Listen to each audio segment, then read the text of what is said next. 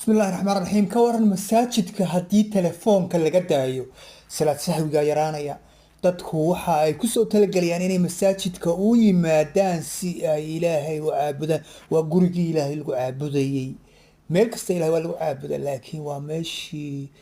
laynoogu talagalay inay markaynu galno aynu adduunka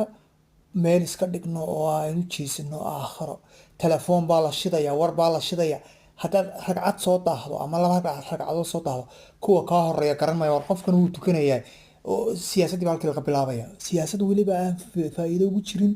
oo qabyaalada reer hebel baa caynkana reer hebel baa caynkana ayaad maqlaysaa marka war masaajidada ha laga joojiyo telefoonka dadku waxay soo tilmaami lahayn masaajidku wuxuu noqon lahaa meel dadka lagu dabiibo oo telefoonka lagaga joojiyo sharka khadka dadka waqtigoodii la geliyay inay telefoon saa u eegaan ee aan 3 daqiiqo kula hadli karin oo toosa masaajid